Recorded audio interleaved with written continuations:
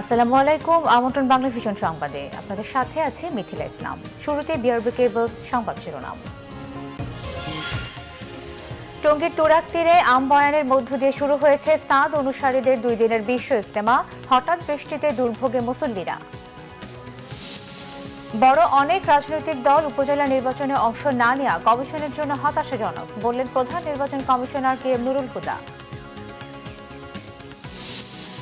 চট্টগ্রামের চাকদায়ে ভেড়া মার্কেট বস্তিতে আগুন, নারী শিশুসহ 9 জনের মৃত্যু।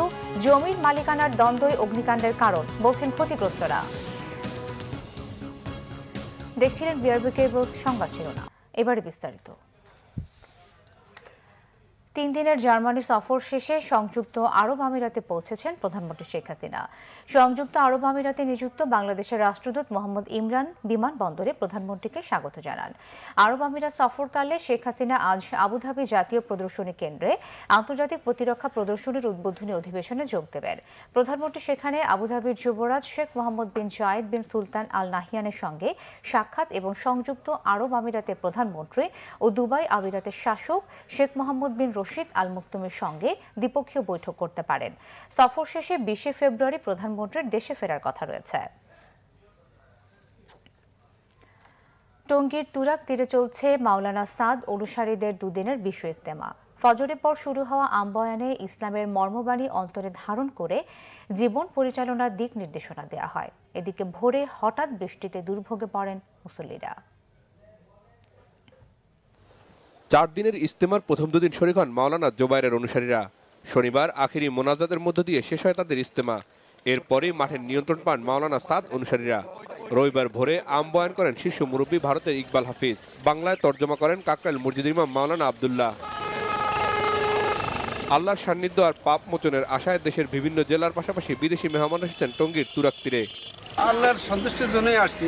দিনের কাজের মেহনত যত বেশি হয় আল্লাহর কাছে লোক বেরোতে পারে, এই জন্য চেষ্টা মেহনত হবে। এখান থেকে যাওয়ার পর আমরা ঠিক এইভাবে আমি নিজেও আত্মশুদ্ধি হব, আমার পরিবার পরিজন, আমার আত্মীয় স্বজন, আমার পাড়া প্রতিবেশীদের কাজ আত্মশুদ্ধি করার কাজে আমরা নিয়ে যেতে পারি।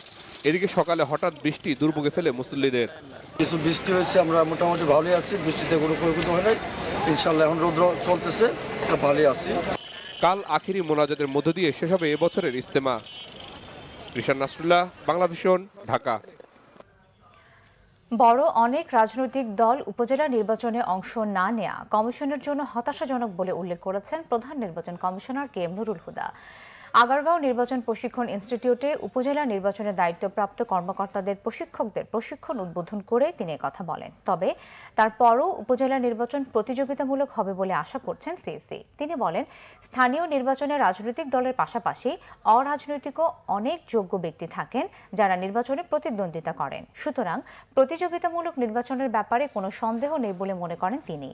আইন কানুনের ভিত্তিতে নিরপেক্ষভাবে নির্বাচন পরিচালনায় কর্মকর্তাদের তাগিদ দেন সিইসি। প্রার্থীর এজেন্টদের নিরাপত্তা নিশ্চিতে সজাগ থাকতেও কর্মকর্তাদের নির্দেশ দেন তিনি।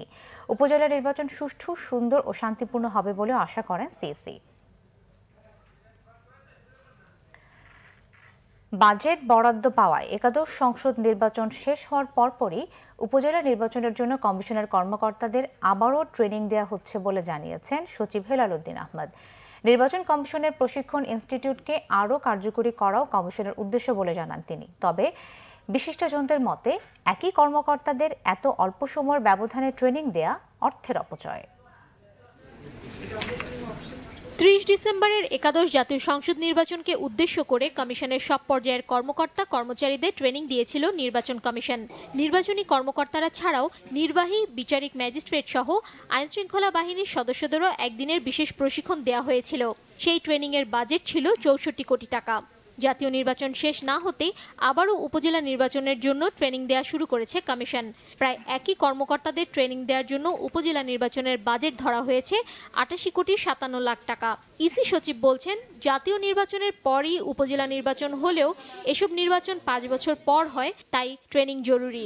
উপজেলা, জেলা পরিষদের প্রত্যেকের আইন আলাদা আলাদা এবং ম্যানুয়ালে কিন্তু বলে দেওয়া আছে প্রত্যেকটি নির্বাচনের পূর্বেই নির্বাচন সম্পৃক্ত যারা কর্মকর্তা আছে তাদেরকে ব্রিফিংয়ের আয়োজন করা।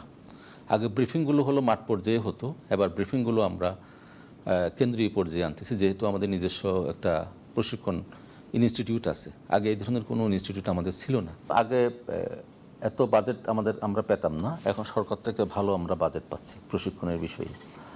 তো সুতরাং এই প্রশিক্ষণ বাজেট যেহেতু আমাদের বরাদ্দ থাকে সরকারের পক্ষ থেকে, ওই বাজেটগুলো দিয়েই আমরা প্রশিক্ষণটা বা ব্রিফিংটা আয়োজন করে থাকি। সুশাসনের জন্য নাগরিক সুজন সম্পাদক বদিউল আলম মজুমদার মনে করেন, জাতীয় নির্বাচনের আগে এত ট্রেনিং দেয়া হলেও নির্বাচনে তার কোনো প্রতিফলন দেখা যায়নি। কমিশনের দায়বদ্ধতা না থাকায় যা কিছু করে পার পাচ্ছে বলে মনে করেন তিনি। একই ব্যক্তিদেরকে এই কয়েক মাসের ব্যবধানে একই ধরনের প্রশিক্ষণ দেওয়ার কোনো যৌক্তিকতা আমি দেখি না। এবং এটা অর্থের অপচয় এবং এটা দায়বদ্ধতাহীনতা। যেসব অভিযোগ আছে যে যাদেরকে প্রশিক্ষণ দেওয়া হয়েছে তারা প্রশিক্ষণের ফলে কিংবা অন্য কোনো কারণে তারা তো মানুষের ভোটাধিকার নিশ্চিত করার পক্ষে তারা কাজ করে নাই। আর তাছাড়াও আমাদের তেমন তো আইন কানুনে তেমন পরিবর্তন হয় নাই, তাই এ নিয়েও তো খুব একটা প্রশিক্ষণ দেওয়ার প্রয়োজনটা আছে বলে মনে হয় না। কমিশনের কার্যক্রমে স্বচ্ছতা রাখার পরামর্শও এই বিশেষজ্ঞের। শারমিন ইব্রাহিম, বাংলা ভিশন, ঢাকা। গণতন্ত্র তো দূরের কথা, পৃথিবীর কোনো সংঘাতে বর্তমান সরকার পড়ে না বলে মন্তব্য করেছেন বিএনপির স্থায়ী কমিটির সদস্য ডক্টর খন্দকার মোশাররফ হোসেন। জাতীয় প্রেস ক্লাবে আয়োজিত একটি সেমিনারে তিনি এই মন্তব্য করেন। ডক্টর খন্দকার মোশাররফ বলেন, আওয়ামী লীগ 30-এর বেশি আসনে জয় পেত না জেনেই 29 তারিখ রাতে ভোট ডাকাতি করে ক্ষমতায় এসেছে। বর্তমানে দেশে একনায়কতন্ত্র কায়েমের মধ্য দিয়ে একজনের কথায় দেশ চলছে বলে অভিযোগ করেন তিনি। বেগম খালেদা জিয়াকে বন্দী রেখে গণতন্ত্র প্রতিষ্ঠা সম্ভব নয় বলে মন্তব্য করে তিনি বলেন, খালেদা জিয়াকে মুক্ত করতে বিএনপিকে শক্তিশালী সংগঠনে পরিণত করতে হবে। এজন্য ভুল ত্রুটি বাদ দিয়ে জাতীয়তাবাদী বিশ্বাসী সবাইকে ঐক্যবদ্ধ হওয়ার আহ্বান জানান বিএনপির এই নেতা। নারীর ক্ষমতায়নের শুরু বেগম খালেদা জিয়া করেছেন মন্তব্য করে তিনি বলেন, প্রধানমন্ত্রী একজন নারী হয়ে আরেকজন নারী বেগম জিয়ার উপর নির্যাতন চালাচ্ছেন। আগে আটক করে মাদক ব্যবসায়ীদের আত্মসমর্পণের নামে সরকার তামাশা করছে বলে অভিযোগ করেন তিনি। যে শাসন আমলে আমরা আজকে এসে উপস্থিত হয়েছি, এটা কোনো গণতান্ত্রিক সরকার তো দূরের কথা, কোনো ধরনের পৃথিবীর কোনো যে সংজ্ঞা রয়েছে সরকার প্রতিষ্ঠার কোনো সংজ্ঞাই পড়ে না। নির্বাচন হওয়ার কথা 30 তারিখ, 29 তারিখের ভোটের ডাকাতি। যেহেতু তারা জানতো জনগণ যদি ভোট দিতে পারে, যদি সুযোগ পায়, তাহলে আওয়ামী লীগের বহু জায়গায় তাদের জামানত বাজেয়াপ্ত হবে এবং আওয়ামী লীগ 30টার আসনের বেশি পাবে না। সেই জন্যই কিন্তু তারা রাতের অন্ধকারে এই রাষ্ট্রযন্ত্রকে ব্যবহার করে ভোট ডাকাতি করেছে। আজকে আমরা শুধু আইন দিয়ে দুর্নীতি দমন সম্ভব নয় বলে জানিয়েছেন আইন, বিচার ও সংসদ বিষয়ক মন্ত্রী অ্যাডভোকেট আনিসুল হক। দুর্নীতি রোধে নীতি নৈতিকতা সম্পন্ন মানুষ করতে প্রাথমিক শিক্ষার পাঠ্যক্রম পরিবর্তনের উপরও জোর দেন তিনি। সকালে জাতীয় প্রেস ক্লাবে আলোচনায় আইনমন্ত্রী বলেন, যে কোনো মূল্যে দুর্নীতি প্রতিরোধে সরকার বদ্ধপরিকর। দুর্নীতি বন্ধে সরকারি বেসরকারি কর্মকাণ্ডে তথ্য প্রযুক্তির ব্যবহার বাড়ানোর উপর জোর দেন তিনি। দুর্নীতির ধরন ব্যাখ্যা করে আইনমন্ত্রী বলেন, কে দুর্নীতি করেছে সেটা বড় বিষয় নয়। এতিমদের 2.5 কোটি টাকা আত্মসাতের দায়ে সাবেক প্রধানমন্ত্রী বেগম খালেদা জিয়ার 10 বছর সাজা খুব বড় নয় বলে উল্লেখ করেন তিনি। বেগম জিয়ার বিচারের মধ্য দিয়ে প্রমাণ হয়েছে দেশের প্রধান ব্যক্তিও আইনের ঊর্ধ্বে নন। বিএনপি ও ঐক্যফ্রন্টের নেতাদের ইঙ্গিত করে আইনমন্ত্রী বলেন, নির্বাচনে জয়ী হওয়ার যোগ্যতা রাখেন না এমন স্বঘোষিত নেতারা দেশে দুর্নীতিতে ডুবে আছেন। চট্টগ্রাম নগরীর চাকদায়ের ভেড়া মার্কেট বস্তিতে অগ্নিকাণ্ডে নারী, শিশুসহ 9 জনের মৃত্যু হয়েছে। পুড়ে গেছে প্রায় 200 ঘর। বস্তির মালিকানা নিয়ে দ্বন্দ্বকেই আগুন লাগানোর কারণ হিসেবে মনে করছেন ক্ষতিগ্রস্তরা। অগ্নিকাণ্ডের কারণ অনুসন্ধানে অতিরিক্ত জেলা ম্যাজিস্ট্রেটের নেতৃত্বে 4 সদস্যের তদন্ত কমিটি গঠন করেছে জেলা প্রশাসন। রোববার ভোর রাত 3:30টায় চট্টগ্রাম নগরীর চাকদাই এলাকার ভেড়া মার্কেট বস্তিতে আগুন লাগে। খবর পেয়ে ফায়ার সার্ভিসের 10টি ইউনিট ঘটনাস্থলে পৌঁছে। এরই মধ্যে আগুন পুরো বস্তিতে ছড়িয়ে পড়ে। বস্তির পাশেই খাল থাকায় আগুন নেভানো সহজ হয়, তাই 1 ঘন্টার মধ্যে আগুন নিয়ন্ত্রণেও আসে। কিন্তু 200 ঘর পুড়ে ছাই। ধ্বংসস্তূপ থেকে উদ্ধার করা হয় 8 জনের মরদেহ। আগুনে পুড়ে নিহত হয়েছেন একই পরিবারের রহিমা, বাবু, নাজমা ও নার্গিস। এছাড়া আছেন হাসিনা, আয়শা, সোহাগ ও অজ্ঞাত একজন। আমার আমার বেড়া দিশা ভাই আমার ধাক্কা মারছে এই পুরুষ না আগুন তো দুনিয়া লাগিয়েছে গা চালো মালো দেখতে আসি আমি তালা খুলতে তারপরে আমার বেড়ার গাড়ি মধ্যে আগুন লেগেছে গা আমার বেড়ার আমি টান দিয়ে বাঁচাইলে হরাইছি আমি দৌড়তে করতে পারি গেছি 3টার ঘরে লাগছে আমাদের দোকান ছিল দোকানে 4-5 লাখ টাকার মাল বাসার মাল শুধু বাচ্চাটা নিয়ে বাইর হইছি ক্যাশ টাকাগুলোও নিতে পারি নাই আমার ঘর মাল সামানা কিছু বাইর করতে পারি নাই ফুয়া সালে জানে বাইসে আছি সব পণ্য জিনিস ব্যাগিং ফুরি গিয়ে গায়ে হর গেলে আনে এলি টিয়া পয়সা কিলার গিয়ে গই জিনিসপাতি যা ছিল তা টিয়া পয়সা কিলার গিয়ে গই তাৎক্ষণিকভাবে আগুন লাগার কারণ জানাতে পারেনি ফায়ার সার্ভিস ৪৫ মিনিটের মধ্যে আগুন সম্পূর্ণ নিয়ন্ত্রণ করে নিয়ে আসি পাশের যে আরও ১-১.৫ কিলোর মতো বস্তি রয়েছে এখানে গার্মেন্টস রয়েছে এখানে ইন্ডাস্ট্রি রয়েছে ব্যাংক রয়েছে এগুলোকে আমরা সেভ করতে সক্ষম হয়েছি ফায়ার সার্ভিস তাৎক্ষণিকভাবে জানতে পেরে এখানে তারা মুভ করে এবং আগুনটা দ্রুত এটাই আমি মনে করি যে নিয়ন্ত্রণ করেছে এর মধ্যে ৮ জন নিহত হয়েছে যাদের মধ্যে বাচ্চা থেকে শুরু করে মহিলারা রয়েছেন বেশি এবং পুরুষও আছেন আর কি তো আমরা প্রত্যেক পরিবারের জন্য এখানে প্রত্যেককে দাফন কাফনের জন্য আমরা ২০,০০০ টাকা করে আমরা আমাদের পক্ষ থেকে আমরা প্রদান করব অগ্নিকাণ্ডের কারণ এবং ক্ষয়ক্ষতি অনুসন্ধানে ৪ সদস্যের তদন্ত কমিটি গঠন করেছে জেলা প্রশাসন বাংলা ভিশন নিউজ ডেস্ক নিচে সিবিসি টাইলস সংবাদ বিরতি সাথেই থাকুন এরপর জানিয়ে ফিরছি রাজধানী সহ দেশের বিভিন্ন জায়গায় ভোরে শিলাবৃষ্টি ধান গম আম সহ ফসল ও ফলের ব্যাপক ক্ষতি কাশ্মীরে জঙ্গি হামলার ঘটনায় পাকিস্তান থেকে আমদানি করা সকল পণ্যের ২০০% শুল্ক বাড়িয়ে দিয়েছে ভারত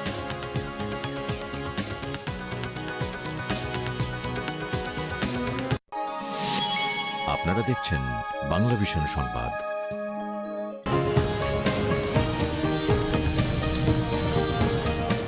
স্বাগত আরও একবার বাংলা ভিশন সংবাদে রাজধানী সহ দেশের বিভিন্ন জায়গায় ভোর থেকে থেমে থেমে কয়েক দফা বৃষ্টি ও শিলাবৃষ্টি হয় ফাল্গুনের প্রথম সপ্তাহের এই বৃষ্টিতে আবারও হালকা শীতের পরশ প্রকৃতিতে নাটোরের শিলাবৃষ্টিতে ধান গম আম জাম সহ উঠতি ফসলের ব্যাপক ক্ষতি হয়েছে ভোররাতে হঠাৎ করে বজ্রসহ শিলাবৃষ্টি শুরু হয় প্রায় ৩০ মিনিটের এই শিলাবৃষ্টিতে জেলার নলডাঙ্গার হালতি ও সিংড়ার চলনবিলের বিস্তীর্ণ বোরো ফসলের মাঠ এবং সদর উপজেলার ছাতনি হরিশপুর কাফুরিয়া এলাকায় গম পেঁয়াজ সহ উঠতি ফসলের বেশ ক্ষতি হয়েছে এছাড়া পানের বরজ বিভিন্ন সবজির বাগান প্রায় মাটিতে মিশে গেছে জেলা কৃষি সম্প্রসারণ অধিদপ্তর জানায় ক্ষয়ক্ষতির পরিমাণ নির্ধারণে এরই মধ্যে মাঠে নেমেছে স্থানীয় কৃষি কর্মকর্তারা আমার 2 বিঘা মসুর কিচ্ছু না একবারে সব শেষ ব্রাহ্মণবাড়িয়া শহরের মোরাইলে পারিবারিক কবরস্থানে মা বাবার কবরের পাশে আজ দাফন করা হবে বাংলা সাহিত্যের অন্যতম প্রধান কবি আল মাহমুদকে গতকাল রাতে ঢাকা থেকে কবি আল মাহমুদের মরদেহ জন্মস্থান ব্রাহ্মণবাড়িয়া শহরের মোরাইলে নিজ বাড়িতে পৌঁছায় কবিকে শেষবারের মতো এক নজর দেখতে দুপুর থেকে অপেক্ষা করেন কবির আত্মীয় স্বজন সহ সর্বস্তরের মানুষ কবি আল মাহমুদের মৃত্যুতে কালো ব্যাজ ধারণ সহ বিভিন্ন কর্মসূচির উদ্যোগ নেওয়া হয়েছে দাফনের আগে আজ বাদশোহর স্থানীয় নিয়াজ মোহাম্মদ উচ্চ বিদ্যালয় মাঠে অনুষ্ঠিত হবে কবির নামাজে জানাজা কুমিল্লার ১৪ গ্রামে বাস ট্রাক সংঘর্ষে নিহত হয়েছেন ৬ জন আহত অন্তত ৮ জন কুমিল্লার ১৪ গ্রামের জগন্নাথ দিঘির গাংরা এলাকায় খুলনা থেকে চট্টগ্রামের ফটিকছড়ির মাইজভান্ডার দরবার শরীফগামী বাসের সাথে ট্রাকের সংঘর্ষে ৫ জন নিহত হয়েছে রবিবার ভোরে এই দুর্ঘটনা ঘটে এ ব্যাপারে ১৪ গ্রাম হাইওয়ে পুলিশ ইনচার্জ মঞ্জুরুল হক জানান আহতদের কুমিল্লা মেডিকেল কলেজ হাসপাতালে পাঠানো হয়েছে চট্টগ্রাম ও এর আশেপাশের এলাকায় সকালে মৃদু ভূমিকম্প অনুভূত হয়েছে যুক্তরাষ্ট্রের ভূতাত্ত্বিক জরিপ সংস্থা জানায় চট্টগ্রাম ও আশেপাশের এলাকায় ভূমিকম্পের মাত্রা ছিল ৪.৮ ভূমিকম্পের উৎপত্তিস্থল ভারতের মিজোরামের সাহা জেলায় ভূমিকম্পে সাধারণ মানুষের মধ্যে আতঙ্ক ছড়িয়ে পড়ে তবে এতে কেউ হতাহত বা ক্ষয়ক্ষতির খবর পাওয়া যায়নি আমির জুয়েলার্স আন্তর্জাতিক সংবাদ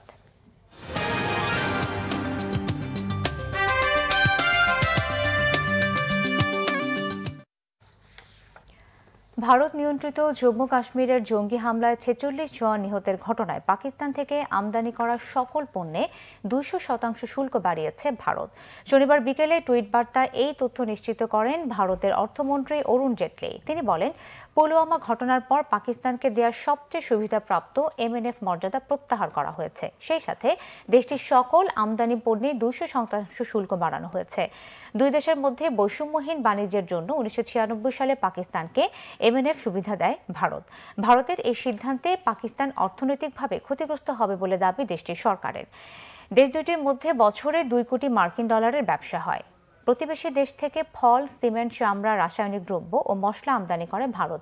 এছাড়া ভারত থেকে সবজি, সুতি বস্ত্র, রং, লোহা ও ইস্পাত আমদানি করে পাকিস্তান। এর আগে এই হামলার জন্য পাকিস্তানকে অভিযুক্ত করে চরম প্রতিশোধের হুঁশিয়ারি দেন ভারতের প্রধানমন্ত্রী নরেন্দ্র মোদী। তবে অভিযোগ নাকচ করে নিন্দা জানায় পাকিস্তান। দুর্ভোগে মুসল্লিরা। বড় অনেক রাজনৈতিক দল উপজেলা নির্বাচনে অংশ না নেওয়া কমিশনের জন্য হতাশাজনক বললেন প্রধান নির্বাচন কমিশনার KM নুরুল হুদা। চট্টগ্রামের চাকদায়ে ভেড়া মার্কেট বস্তিতে আগুন, নারী শিশুসহ 9 জনের মৃত্যু। জমির মালিকানার দ্বন্দ্বই অগ্নিকাণ্ডের কারণ বলছেন ক্ষতিগ্রস্তরা।